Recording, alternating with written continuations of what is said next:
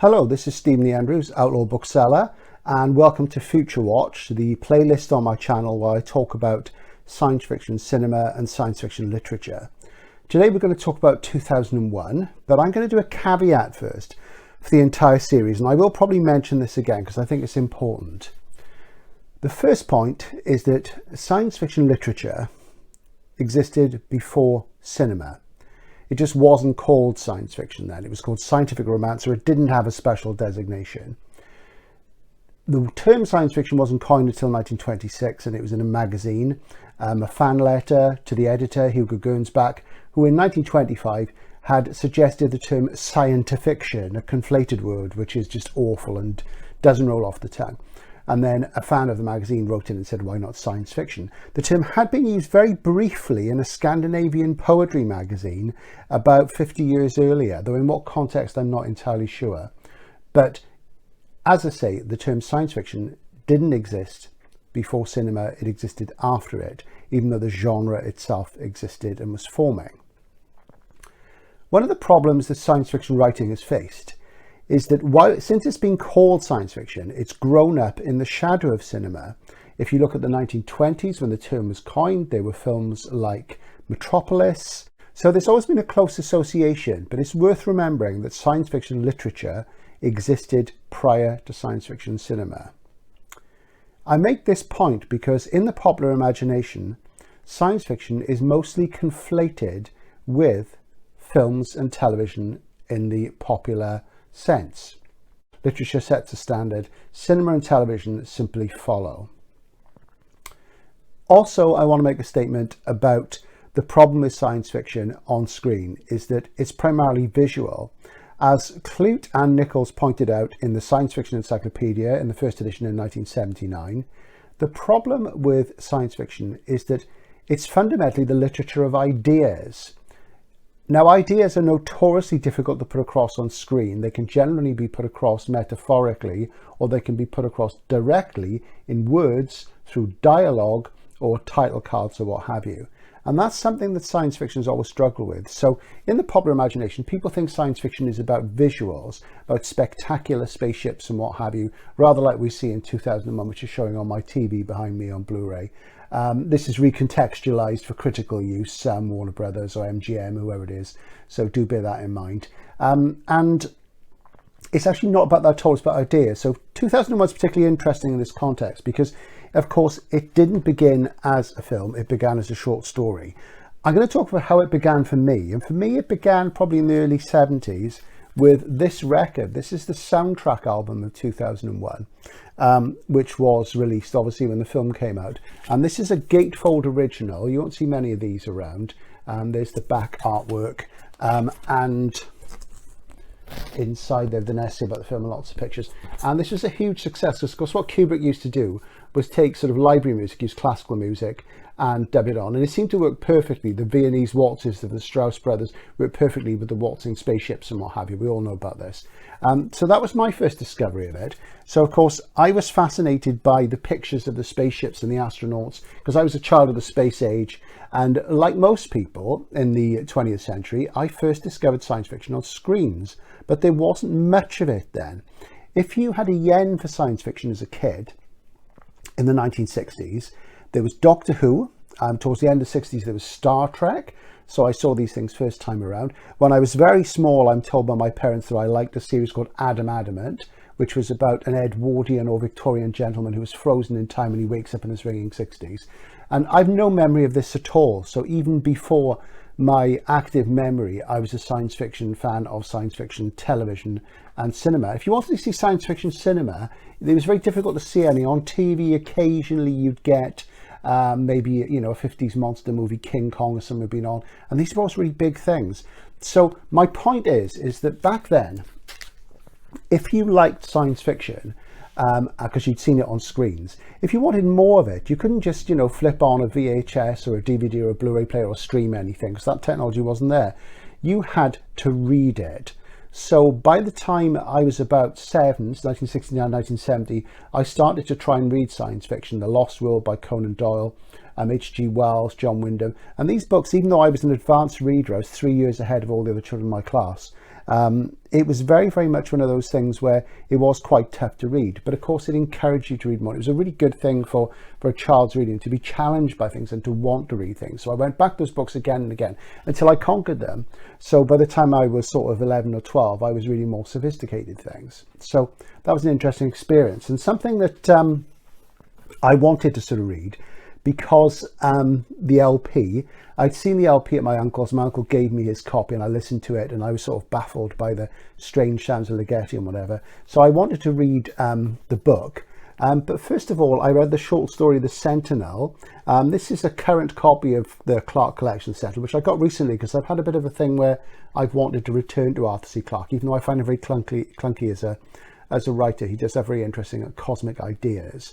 And I read The Sentinel in a book called The Lost Worlds of 2001, which I think I picked up off a wire rack, off a spinner, on a school trip. We were on the coach, and everybody went in and got some sweets and what have you. And I bought a copy of Lost Worlds of 2001, which is long gone. A lot of it was about the film. So I read The Sentinel in that. And a while later, I bought and read the novel. Now, of course, the interesting thing about the novel is that it isn't really a novel as such. It wasn't written before the film. It was written partially during the making of it and afterwards. And as it says on my early copy here, this is from the mid-70s, it says, based on the screenplay by Stanley Kubrick and Arthur C Clarke. So Kubrick is mentioned first because, of course, they wrote it together. They expanded the story of The Sentinel into 2001. I'll just show you the back. Now, see, this has seen a lot of action over the years. And as it says there, the dramatic novel of one of the most spectacular films ever produced. It's a tie-in. It's not an original novel.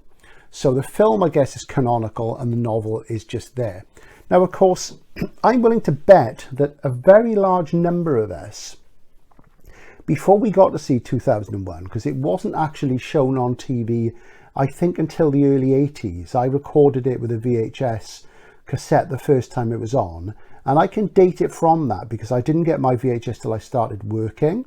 So this was 1983. So by then I was 20.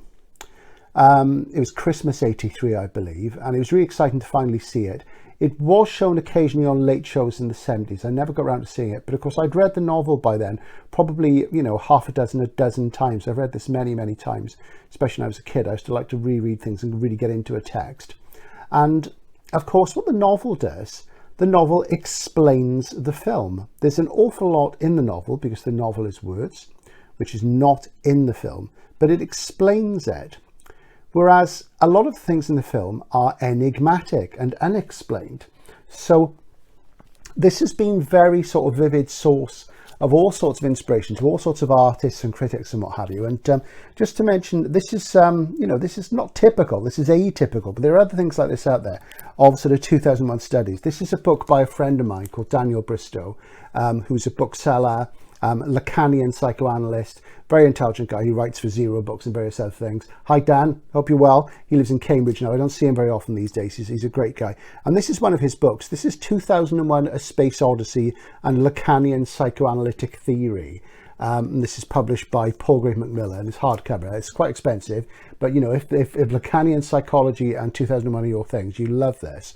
And it's a fascinating book. Really, really quite difficult to read. It's academic, so you have to be prepared for it. But this is great stuff. But that's typical of the kind of thing that 2001 inspired. People are still fascinated by it. This is a film was made.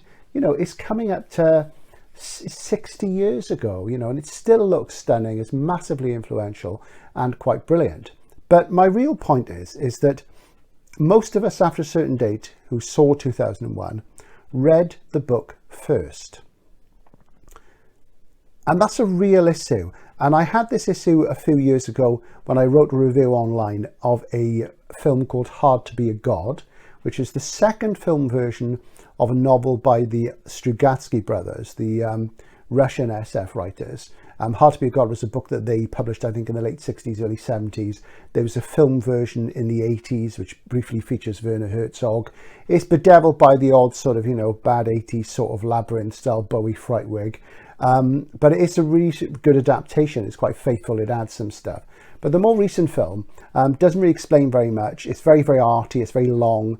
And I took exception to this. And I mentioned, I think, 2001 in the same context, because basically, if you want to understand 2001 in the way that Arthur C Clarke spells it out in the novel, and I'm not disparaging the novel, I love it, I think it's great, I think it's full of fantastic ideas. You have to have read the novel, read a blurb on the back of a DVD, a Blu-ray, or read about it. You can't just walk into a room, watch 2001, having heard nothing about it, and understand it. Now, some people would say, oh yes, I can. Well, maybe. But a lot of people would be baffled by it. And in a way, that's one of the great things about it, because it's a visionary experience and it's a visual experience. So very, very much, you know, 2001 was a huge success. And you've got to remember when it was a success. At that time, lots of hippies around, people dropping acid, what have you, going to see it. They were in a mind expanding and mind expanded mode. So they were ready for the visuals, they were ready for the Star Child, the Dawn of Man sequence at the beginning. And you have to love it. It's a visually amazing film, and it's beautiful to look at even now. My only criticism of it is that I feel it's too long. The sequence where Bowman goes up against Hal, and you know, he's in the sort of escape pod, I do feel that goes on a little bit too long, and I feel some of the suspense, instead of it being suspenseful, is rather sort of drawn out. And you see the influence of that in things like the original version of Solaris, which we used to call the Russian 2001. And not to say that Tarkovsky copied Kubrick, but you know, I think there's a fair chance he'd seen 2001 and wanted to create something in the same vein. But the real problem, as I say, with 2001 is that it doesn't tell you the whole story. You have to divine it from what you're shown. I think if we talk to people who saw 2001 before the book was published or hadn't read the book, because the book, of course, to say, was a tie-in, so it came out, you know, simultaneously pretty much, would have a different view to us now. So I wish I could do an experiment and get people who've never seen the film, who know nothing about it, to sit down and watch it, and then, you know, ask them, you know, what they felt it meant. And I would like to do that one day, because I think it would be valid. So 2001 is a classic example of a film that doesn't really tell you through dialogue or title cards or any other form of info dump what is happening in it. And in that way, I think it's fascinating and it's, you know, open to interpretation. But then, of course, we have the novel. My real point is this, is that if you review or discuss the film with reference to the novel as backup, which has revealed, you know, what's happening to you, that the monolith is there, it's raising the consciousness of the 8 men to help human evolution and to take us to the next stage, which is undoubtedly what it's about. And Clarke had covered this theme before in things like Childhood's End, and he was very influenced by Olaf Stapleton, who was very interested in this kind of thing as well. It is a problematic text because, you know, should a film as a complete work of art need to be supported by a book, a blurb, what have you? And this is the problem that science fiction cinema faces a lot. We have to establish the world, and there's only a couple of ways of doing that. And you can't do it through visuals, you can only do it through words. You can only be specific about the ideas in science fiction through words. So if you look at the beginning, say, of Blade Runner, it tells you all about replicants and what have you, and that sort of thing. So it sets things up. Now, the title card is useful, and I'm not against it. I prefer my info dump to come in dialogue, but of course it's got to be done in a certain way, because otherwise it stands out like a sore thumb. And I was talking to a colleague in work the other day, and she went to see the new film version of Dune. She'd never read it, and she said it didn't explain anything. I hadn't a clue what was going on. So even though I'm rather bored by the whole phenomenon of Dune, I'm looking forward to see if it does actually explain things, because I know the story because I've read it 4 times. So 2001, as a work of science fiction, is it complete in itself? I'm going to let you think about that. Think about what you know about it. Think about how you knew it. Think about whether you read it beforehand. And think about what the reaction would be and your interpretation would be if you didn't know the book, if you hadn't read a blurb on the back of a DVD, if somebody hadn't told you the plot or you'd read a review or what have you. Maybe you'd feel rather different. This is Outlaw Bookseller signing out.